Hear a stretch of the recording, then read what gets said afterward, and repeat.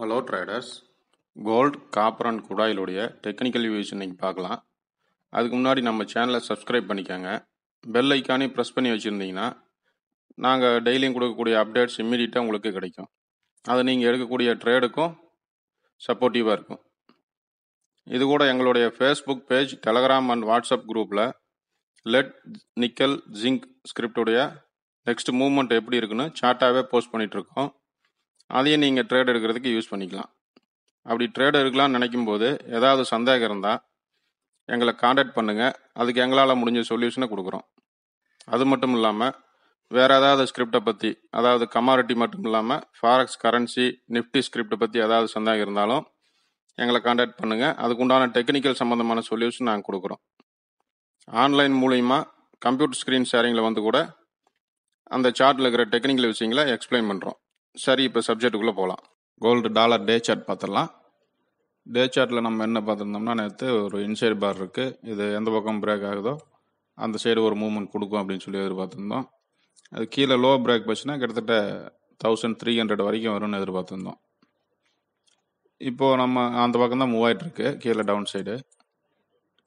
இப்போ இங்கே 1300 வரைக்கும் வர்றதுக்கு வாய்ப்பு இருக்குது. ஆக்சுவலாக ட்ரெண்டு பார்த்தீங்கன்னா பை ட்ரெண்டில் இருக்குது. இப்போ ஒரு நல்ல ஒரு கரெக்ஷன் முடிச்சுட்டு ஒரு இம்பல்ஸ் நடந்துகிட்ருக்கு. இப்போ இது வந்து இங்கே கிட்டத்தட்ட ஆல்மோஸ்ட் இந்த ஹைக்கு மேலே போகும்போது தான் இந்த பை ட்ரெண்ட் வந்து கண்டினியூ ஆகும். ஸோ இங்கே ஒரு நல்ல ஒரு சப்போர்ட் ஏரியாலேயே ஒரு இன்சைட் பார் ஃபார்ம் பண்ணியிருந்து, ஆல்ரெடி பார்த்தீங்கன்னா ஒரு நியூட்ரல் கேனல் ஃபார்ம் பண்ணியிருந்தது. இந்த இடமே ஒரு திரும்புறதுக்கு சான்சஸ் இருக்குன்னு சொல்லி எதிர்பார்த்துருந்தோம்.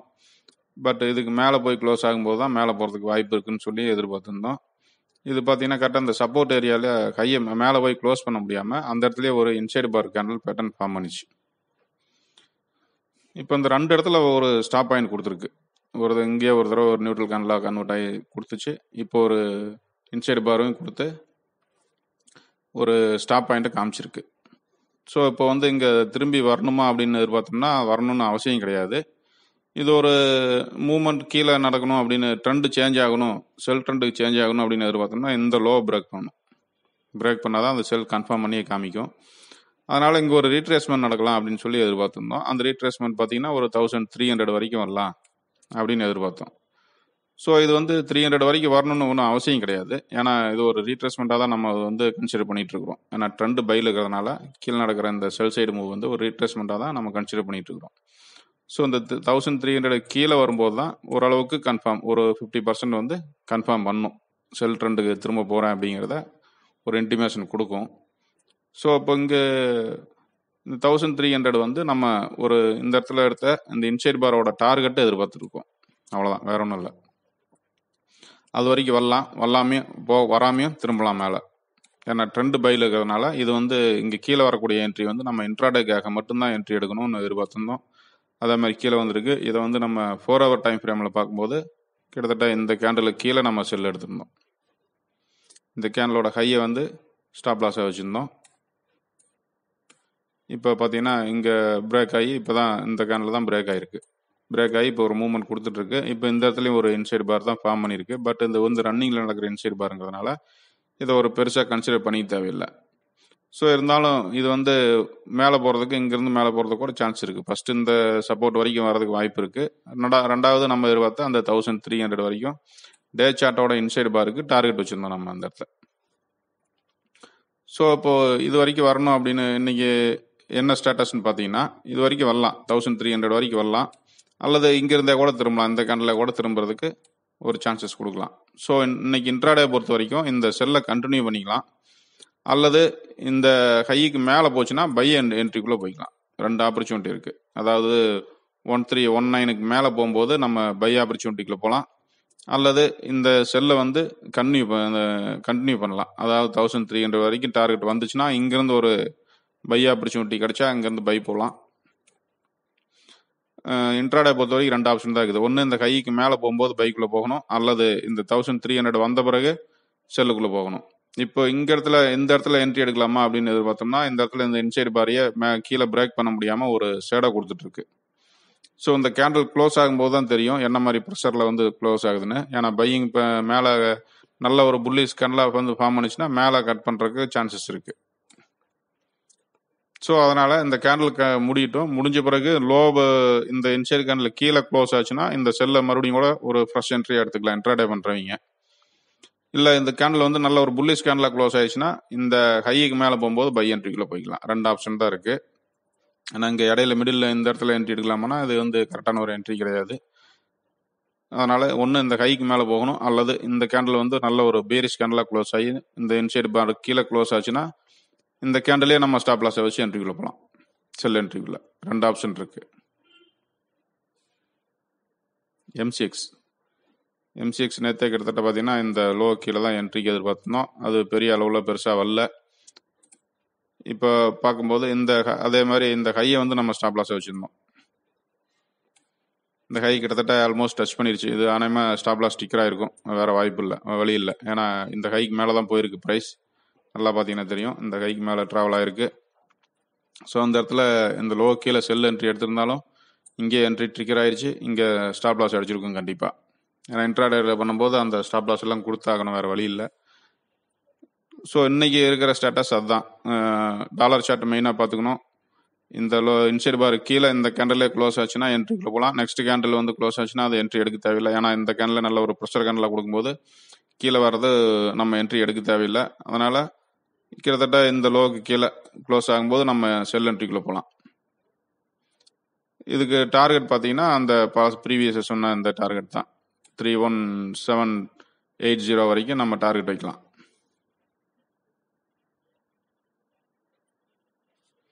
நெக்ஸ்ட் காப்பர் நேற்று பெருசாக ஒன்றும் மூவ்மெண்ட் கொடுக்கல, ஒரு நியூட்ரல் கேண்டிலாகவே கன்வெர்ட் ஆயிருக்கு. ஸோ இது வந்து ஒரு ரெசிஸ்டன்ஸாக மாறதுக்கும் சான்சஸ் இருக்குதுங்கிறதுனால டே சார்ட்டில் இந்த லோ பிரேக் பண்ணிச்சுன்னா தாராளமாக செல் என்ட்ரிக்குள்ளே போகலாம். இந்த ஹைக்கு மேலே போய் அதாவது இந்த சப்போர்ட் வரைக்கும் இருக்குது, இந்த சப்போர்ட்டுக்கு மேலே போய் ப்ரைஸ் க்ளோஸ் ஆச்சுன்னா இதுக்கு மேலே பை என்ட்ரிக்குள்ளே போய்க்கலாம். ஏன்னா ட்ரெண்ட் பைன்றதுனால நமக்கு பை ஆப்பர்ச்சுனிட்டி கிடைக்குமான்னு எதிர்பார்த்துட்டு இருக்கோம். ஏன்னா அங்கே கீழே வந்த செல் வந்து நம்ம எதிர்பார்த்த அந்த ப்ரீவியஸ் ரெசிஸ்டன்ஸ் ஏரியா வரைக்கும் வந்ததுனால இங்கேருந்து சப்போர்ட் எடுக்கிறதுக்கு தான் சான்சஸ் இருக்குன்னு எதிர்பார்த்துட்டு இருக்கோம். சப்போஸ் இந்த லோ வந்து பிரேக் பண்ணும்போது தான் நியூ இந்த செல் வந்து கண்டினியூ ஆகிறதுக்கு சான்சஸ் இருக்குது. அது வரைக்கும் பை தான். அதனால் இந்த ஏரியாவுக்கு மேலே போய் ப்ரைஸ் க்ளோஸ் ஆச்சுன்னா பை என்ட்ரிக்குள்ளே போய்க்கலாம். நேற்று சொன்ன விஷயமே தான். நேற்று வீடியோ பார்த்துருந்தீங்கன்னா அதே தான் சொல்லியிருந்தோம். ஸோ இந்த ஏரியாவுக்கு மேலே போய் ப்ரைஸ் க்ளோஸ் ஆச்சுன்னா பை என்ட்ரி, இந்த லோக்கு கீழே க்ளோஸ் ஆச்சுன்னா செல் என்ட்ரி இருக்குது. 2 ஆப்பர்ச்சுனிட்டி இருக்குது காப்பரை பொறுத்த வரைக்கும். இதே 4 ஹவர் டைம் ஃப்ரேமில் பார்க்கும்போது அதே தான். இந்த லோவுக்கு கீழே வரும்போது நமக்கு செல் ஆப்பர்ச்சுனிட்டி இருக்கும். நேற்று பார்த்தீங்கன்னா ஒரு நல்ல ஒரு ஷேடாக கொடுத்துருக்கு. நல்ல ஒரு செல்லிங் ப்ரெஷரில் வந்த கேண்டில் முடியாமல் மறுபடியும் இந்த ஏரியாவுக்குள்ளேயே தான் ட்ராவல் ஆகிட்டு இருக்கு. ஸோ இன்னைக்கு பொறுத்த வரைக்கும் அதே தான். கிட்டத்தட்ட 2.8800 மேலே போய் ப்ரைஸ் க்ளோஸ் ஆச்சுன்னா பை என்ட்ரிக்கு இருக்குது. இதே லோ பிரேக் பண்ணி க்ளோஸ் ஆச்சுன்னா செல் என்ட்ரிக்குள்ளே தாராளமாக போய்க்கலாம். 2 ஆப்பர்ச்சுனிட்டியுமே காப்பரில் இருக்குது. ஏன்னா இந்த இடத்துல ஒரு முக்கியமான இடங்கிறதுனால எந்த பையா செல்லாங்கிறது நம்ம இந்த இடத்துல ப்ரைஸ் க்ளோஸ் ஆகிறத வச்சு தான் நம்ம முடிவு பண்ண முடியும். எம்சிஎக்ஸில் நேற்று பெருசாக காப்பரில் நடந்த மூவ்மெண்ட் தான் பெருசாக ஒன்றும் மூவ்மெண்ட் கொடுக்கல. ஸோ இன்னைக்கு அந்த நம்ம எதிர்பார்த்த அந்த 441க்கு மேலே போகும்போது தான் நமக்கு பை ஆப்பர்ச்சுனிட்டி இருக்குது. அதுக்கு மேலே ப்ரைஸ் க்ளோஸ் ஆச்சுன்னா நம்ம தாராளமாக பை என்ட்ரி எடுத்துக்கலாம். இந்த லோவை தான் நான் ஸ்டாப் லாஸ் ஆகி வேண்டியிருக்கும். கிட்டத்தட்ட 435 தான் நம்ம ஸ்டாப் லாஸ் ஆகி வேண்டியிருக்கும். அதனால் இங்கே லோ பிரேக் பண்ணால் இங்கேருந்து 435 கீழே போகும்போது செல் என்ட்ரிக்குள்ளே போய்க்கலாம். ரெண்டு வாய்ப்புமே இங்கே கொடுக்கும். அதனால் எந்த பக்கம் வாய்ப்பு கொடுக்குதோ அந்த பக்கம் என்ட்ரிக்குள்ளே தாராளமாக போய்க்கலாம். அந்த செல் என்ட்ரி போகும்போது 441க்கு பக்கமாக தான் நம்ம ஸ்டாப் லாஸ் வைக்க வேண்டி வரும். அல்லது இந்த இடத்துல கிடைக்கக்கூடிய ரெசிஸ்டன்ஸை நம்ம ஸ்டாப் லாஸை யூஸ் பண்ணலாம் 440ங்கிறத.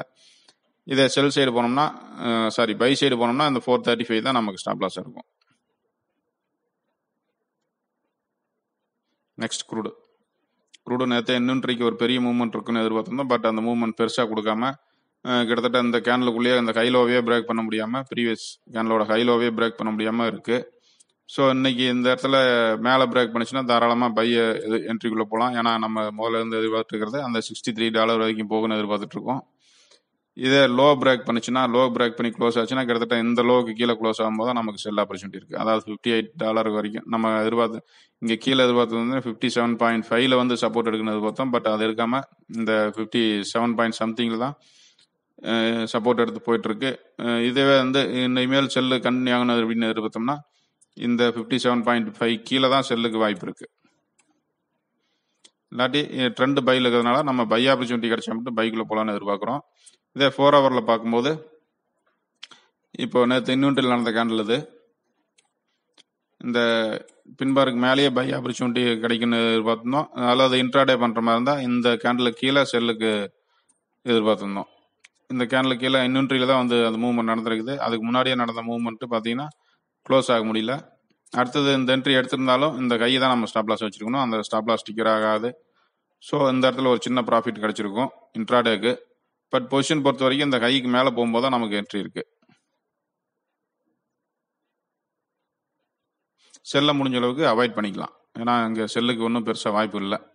இது இன்சைடு கேண்டில் தான் இருக்குது. பட் இந்த இன்சைடு கேண்டில் கீழே இது பண்ணும்போது நமக்கு பார்த்தீங்கன்னா அதிகபட்சம் இந்த 58 வரைக்கும் இந்த ஒரு $6 தான் வரும். நமக்கான ஸ்டாப் லாஸ் வந்து பெரிய அளவில் இந்த ஒரு கேண்டலோட கையை வைக்கும்போது அந்த ஸ்டாப் லாஸ் பெருசாக இருக்குங்கிறதுனால இந்த என்ட்ரி அவாய்ட் பண்ணிக்கலாம். மேலே கையை கட் பண்ணால் பை என்ட்ரிக்குள்ளே தாராளமாக போய்க்கலாம். ஏன்னா மேலே போகிறதுங்கிறது வந்து இன்னைக்கு கொஞ்சம் சிரமம் தான். ஏன்னா பெருசாக மூவ்மெண்ட் இருக்காது இன்னைக்கு.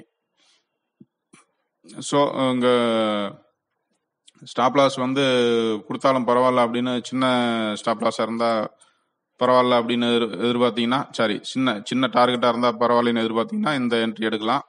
பட் வந்து ஸ்டாப் லாஸ் இதுதான், இதுக்கு மேலே தான் வைக்கணும் ஸ்டாப் லாஸ். அது வந்து பெருசாக இருக்காதுங்கனால இந்த என்ட்ரி முடிஞ்ச அளவுக்கு அவாய்ட் பண்ணிக்கலாம். செல் என்ட்ரியை ஏதாவது ஒரு பக்கம் மூவ் ஆகி நிற்கிட்டோம், அப்புறம் என்ட்ரிக்குள்ளே போய்க்கலாம். அப்புறம் க்ரூட் ஆயில் பொறுத்த வரைக்கும் பை சைடு போனால் வேணால் தாராளமாக பை என்ட்ரிக்குள்ளே போய்க்கலாம். எம்சிஎக்ஸில் நேற்று இந்த லோ கீழே என்ட்ரி எதிர்பார்த்தோம்னா, அதாவது 430 கீழே அது வந்து பார்த்தீங்கன்னா ஒரு 4109 வரைக்கும் வந்திருக்கு. ஒரு 19 பாயிண்ட்ஸ் தான் கொடுத்துருக்கு. பட் இருந்தாலும் இந்த டார்கெட்டுக்கெல்லாம் இன்ட்ராடே பண்ணுறது வந்து ரொம்ப ஒரு சின்ன டார்கெட்டாக இருக்கும். அதுக்கு ஸ்டாப் லாஸ் நம்ம கொடுக்க முடியாது. அது 4 என்ட்ரி பார்த்தா நல்லா போகிற மாதிரி தான் இருக்கும். ஆனால் ஒரு என்ட்ரி ஸ்டாப் லாஸ் அடித்தாலும் ஒரு 2 என்ட்ரியோட ப்ராஃபிட்டோட எடுத்துகிட்டு போயிடும். அதனால் இந்த மாதிரி சின்ன ப்ராஃபிட்ல எல்லாம் என்ட்ரிக்குள்ளே போகிற மாதிரி தான் கேர்ஃபுல்லாக போகணும். முடிஞ்சு சின்ன டார்கெட்டாக கிடைச்சாலும் எக்ஸிட் ஆகிக்கிற மாதிரி தான் உள்ளே போகணும். இன்னைக்கு காப்பரில் பார்த்தீங்கன்னா எம்சிஎக்ஸில் ஒரு ப்ராப்பரான ஒரு மூவ்மெண்ட்டே இல்லை. ஒரு நல்ல ஒரு லோயர் சைடாக கொடுத்துருக்குது. இங்கே இந்த கேண்டில் பார்த்தீங்கன்னா ஒரு அப்நார்மல் கேண்டிலாக இருக்குது. இந்த கேண்டிலும் பார்த்தீங்கன்னா ஒரு ப்ராப்பரான கேண்டிலாக இல்லை. ஸோ ஒவ்வொரு கேண்டிலும் பார்த்தீங்கன்னா ஒரு அப்நார்மல் மூவ்மெண்ட் தான் இருக்குது. ஸோ அதனால் க்ரூட் ஆயில் பொறுத்த வரைக்கும் இன்னைக்கு என்ட்ரி அவாய்ட் பண்ணிக்கிறது பெட்டர். ஹையை கட் பண்ணால் மட்டும் என்ட்ரிக்குள்ளே போகலாம். பை ஆப்பர்ச்சுனிட்டி கிடைச்சா மட்டும் என்ட்ரிக்குள்ளே போகலாம். அதாவது 4173 மேலே போகும்போது வேணால் பை என்ட்ரிக்குள்ளே போகலாம். இல்லாட்டி என்ட்ரி அவாய்ட் பண்ணிட்டு வெயிட் பண்ணுறது சேஃபாக இருக்கும். Okay, thank you.